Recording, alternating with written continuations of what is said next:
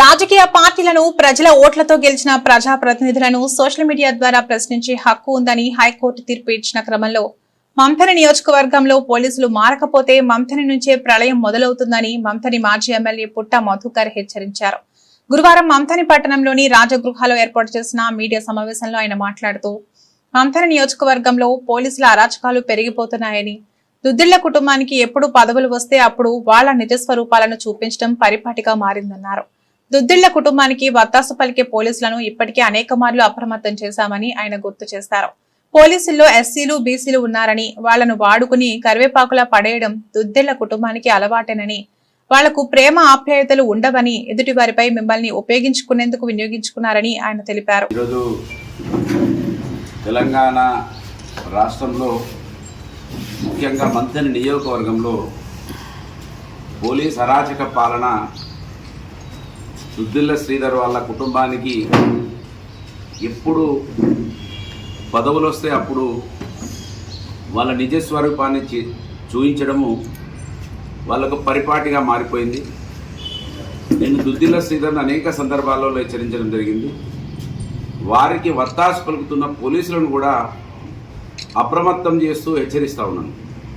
అప్రమత్తం చేయడానికి కారణం ఏంటంటే ఆ పోలీస్ అంతా కూడా ఎస్సీ, బీసీలు ఉన్నారు. ఈ దుద్దిళ్ల శ్రీధర్ వాళ్ళ కుటుంబం వారు వాడుకొని కరివేపాకులాగా పడేస్తారు తప్ప వాళ్లకు మీ మీద ఏమాత్రం ప్రేమ ఆప్యాయతలు ఉండవు. వారికి ఎదుటి వాళ్ళ మీద మిమ్మల్ని ఉపయోగించడానికి వినియోగించుకుంటారనే విషయాన్ని అప్పుడప్పుడు అప్రమత్తం చేస్తున్నాం. ఇవాళ మరీ ముఖ్యంగా మనము సూక్ష్మంగా పరిశీలిస్తే 21 నెలలు అయిపోయింది దుద్దిళ్ల శ్రీధర్. ఆయన మేనిఫెస్టో 420 హామీలకు చైర్మన్గా ఉన్న వ్యక్తి యూత్ డిక్లరేషన్ కావచ్చు, మహిళా డిక్లరేషన్ కావచ్చు, రైతు డిక్లరేషన్ కావచ్చు, కనీసం అన్నమో రామచంద్ర అని ప్రభుత్వం వైపు చూసే వృద్ధులు, వికలాంగుల గురించి 4,000, 6,000 ఇస్తాన్న పెన్షన్ కావచ్చు, వీటి గురించి ఆలోచించినటువంటి ఈ దుద్దిళ్ల శ్రీధర్ ఇవాళ మనం ప్రపంచమంతా చూస్తూ ఉన్నది ఏది నేపాల్లో సోషల్ మీడియాను వాళ్ళు నిలువరించారు. ఎందుకు? ప్రభుత్వాలు మీరు విలాసాలు గడుపుతూ ఉన్నారు మా ఆశీస్సులతోటి, కానీ మా ఆకలి గురించి ఆలోచిస్తలేరని యువకులు సోషల్ మీడియాలో పోస్టులు పెడతా ఉంటే దాన్ని జీర్ణించుకోలేనటువంటి నేపాల్ ప్రభుత్వం ఆంక్షలు విధిస్తే నేపాల్లో ఏ పరిస్థితి అవుతున్నదో ఇవాళ మనం ప్రపంచం అంతా కూడా చూస్తున్నాం, మనం కూడా చూస్తున్నాం. కనుక నా దుద్దిళ్ల శ్రీధర్ నువ్వు గుర్తుపెట్టుకోవాలి, ఈ మంత్రిని ఎక్కువ శాతం సింహభాగం నీ అయ్యా నువ్వు మాత్రమే పరిపాలించిండ్రు. 21 నెలలు గడిచినాయి, 21 మందికి ఉద్యోగాలు ఇప్పియలే, 21 కార్యక్రమాలను చేయలే. కనుక ఇవాళ సోషల్ మీడియా ద్వారా ప్రశ్నించే హక్కు ఉన్నదని, ఖచ్చితంగా రాజకీయ పార్టీలను, ప్రజలతో ఓట్లేసుకొని గెలిచినటువంటి నాయకులను నిలదీసే హక్కు ఉన్నదని నిన్న మన రాష్ట్రంలో ఉన్నటువంటి అత్యున్నత న్యాయస్థానం హైకోర్టు తీర్పిచ్చింది. ఎట్లా పడితే అట్లా కేసులు పెట్టద్దని, కేసులకు ఒక పద్ధతి అంటూ ఉండాలని నిన్న హైకోర్టు మిమ్మల్ని హెచ్చరించింది. ఇప్పటికైనా కళ్ళు తెరవండి మీరు. నేను అందుకే పోలీసులను కూడా కళ్ళు తెరవండి అంటున్నా. ఏమంటుంది? ఆ బాలు ఎవరైతున్నారో, శశిధర్, నల్ల బాలు ఎవరైతున్నారో అలియా శశిధర్ ఎవరైతున్నారో, కాంగ్రెస్ పాలన రాష్ట్రానికి కొరడ దెబ్బల్లాంటి చీడపురుగు లాంటిది అని ఆయన వ్యాఖ్యానించారు. అంతే, దానికి కేసులు పెట్టి ఆయన రాశకం చేసింది. ఇవన్నీ కూడా కొట్టేసింది నేను హైకోర్టు ఏమనేది కొట్టేస్తూ 9 రాష్ట్రాలలో కేసులన్నింటిని కూడా పరిశీలిస్తే కేసులన్నీ కూడా కానిస్టేబుల్ ఎఫ్ఐఆర్ చేస్తూ ఉన్నారు. ఇది అవమానం అని చెప్పింది హైకోర్టు. అంతేకాకుండా ఇవాళ ఎవరి మీదనైతే ఆరోపణ ఎదుటి వ్యక్తి చేస్తాడో ఆరోపించబడ్డ వాళ్ళు, అంటే నా మీద ఎవరన్నా ఆరోపణ చేస్తే నేనే స్వయంగా దరఖాస్తు చేయాలి తప్ప నా తరఫున మా ఎంపీకో మా జెడ్పీటీసో పోయి దరఖాస్తు ఇచ్చడానికి అవకాశం లేదని హెచ్చరించింది.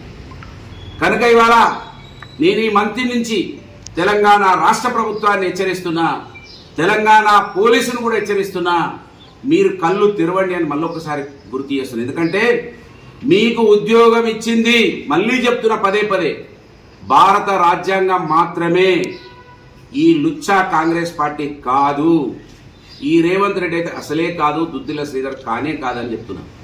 బాబాసాహెబ్ బిఆర్ అంబేద్కర్ గారు గొప్పగా నిజంగా ఒకవేళ వారే గిట్లా ఆలోచించి ఇంత గొప్ప రాజ్యాంగం రాయకపోతే ఇదే కాంగ్రెస్ పార్టీ చదువున్న వాళ్ళకే, భూములున్న వాళ్ళకే, ఆస్తులున్న వాళ్ళకే ఓటు ఉండాలన్నది, గౌరవం ఉండాలన్నది.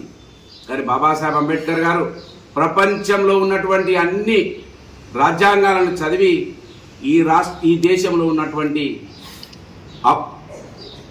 అవమానాలు, అంటరానితనం, ఆర్థిక పరిస్థితులు, అసమానతలను చూసి గొప్ప రాజ్యాంగాన్ని ఇస్తే మీరు కాంగ్రెస్ పార్టీకి వత్తాసు పలుకుతా ఉన్నారు పోలీసులు. కనుక ఇప్పటికైనా నేపాల్ పునరావృతం కాకుండా ఎందుకంటున్నా అంటే ఈ మాట పదే పదే ఎందుకు చెప్తున్నా అంటే 420 హామీలకు చైర్మన్ దుద్దిల శ్రీధర్, 420 హామీలు రాసినటువంటి దుద్దిల శ్రీధర్ ఇక్కడ నుంచి ఆ ప్రళయం వస్తుంది. నువ్విప్పటి వరకు నీ అయ్యాను 40 సంవత్సరాలు ఈ నియోజకవర్గంలో ఎక్కువ సంఖ్యలో ఉన్నటువంటి బీసీలు, ఎస్సీలు, ఎస్టీలు, మైనార్టీలు ఎక్కువ సంఖ్యలో ఉన్నటువంటి ప్రజానీకం నీకు ఓట్లేస్తే వారి కోసం 1% కూడా ఇప్పటి వరకు నువ్వు పనిచేయలేదు. పని చేయకపోవడం కాక ఇవాళ నువ్వు ముక్కు పాదం పెడతా, పోలీసులను వాడుకుంటా, ఇప్పటికే పదే పదే హెచ్చరించిన పోలీసులను కూడా మీరు అవమానపడతారు, బాధపడతారు.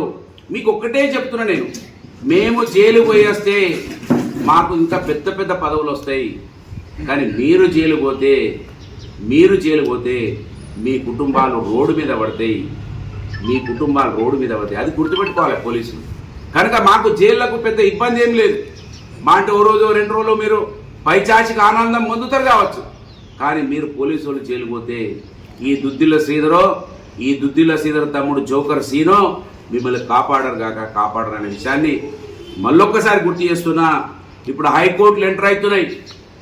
ప్రజాస్వామ్యవాదులంతా కూడా ఏకతాటి మీద చూస్తా ఉన్నారు. 21 నెలలైంది. యూరియా బస్తాల కోసం రైతులు అంగలారుస్తా ఉన్నారు, రోడ్ల మీద నిలబడతా ఉన్నారు. ఇవాళ యూరియా బస్తాలు ఇవ్వలేనటువంటి దద్దమ్మలు పోలీసులు మీకు చిత్తశుద్ధి ఉంటే ఆ యూరియా బస్తాలను బ్లాక్ మార్కెట్కి కాంగ్రెస్ పార్టీ వాళ్ళకే స్వయంగా ఇస్తూ రైతులను హరిఘోష పుచ్చుకుంటున్నటువంటి ఈ దుద్దిల శ్రీధర్కు సంబంధించిన ఆయన తమ్ముని మీద, ఈ దుద్దిల శ్రీధర్కు సంబంధించినటువంటి నాయకుల మీద మీరు కేసులు పెట్టాలి ఒకవేళ పెట్టాల్సి వస్తే. కానీ సోషల్ మీడియాలో మా వాక్ స్వాతంత్రాన్ని మీరు ఒత్తిపడతా అంటే ఊరుకోమనే విషయాన్ని సందర్భంగా మళ్ళొకసారి గుర్తు చేస్తూ మీకు చెప్తున్నా, మళ్ళీ 420 హామీల చైర్మన్ దుద్దిల శ్రీధర్, నువ్వు అది మర్చిపోవద్దు. నేను చదువుకున్న వాడిని, నేను LLB చేసిన, MA పొలిటికల్ సైన్స్ చదివినా అని నువ్వు గొప్పలు చెప్పుకున్నావు కదా. ఈ రైతులు ఆడవాళ్ళ మీటింగ్లలోకి వెళ్ళి ఈ బెల్ట్ షాపులు ఉండయి, నేను సోనియమ్మకి చెప్తా 500 బోనస్ ఇస్తా అని కాపోళ్ళ దగ్గరికి వెళ్ళి మాట్లాడినటువంటి విషయాలు మర్చిపోరు. కనుక వీటి మీద దృష్టి పెట్టండి. మీరు ఖచ్చితంగా అడుగుతాం, నిలదీస్తాం. అది సోషల్ మీడియానా, నిన్న ప్రెస్ మీట్ పెడితే మా మాజీ ఎంపీటీసీ మీద కేసు పెట్టారు. ప్రెస్ మీట్లో ఏం తప్పు మాట్లాడిండో ఇవాళ రామగుండం ఏఎస్పీ జవాబు చెప్పాలి సమాజానికి. అడుగుతాం ఎన్ని కేసులు ఏమైనాయో.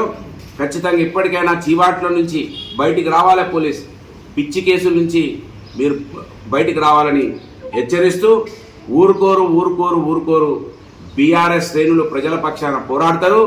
దుద్దిల్ల శ్రీధర్ కుటుంబ నీతిని, వాళ్ళ జాతిని ఈ సమాజం ముందు దోషులుగా నిలబెట్టే దానికోసం ఎవ్వరు కూడా వెనుకడేయరని, అది జాగ్రత్తగా పోలీసులను దుద్దిల్ల కుటుంబం గమనించాలని నేను తెలియజేస్తా ఉన్నాను. జై తెలంగాణ.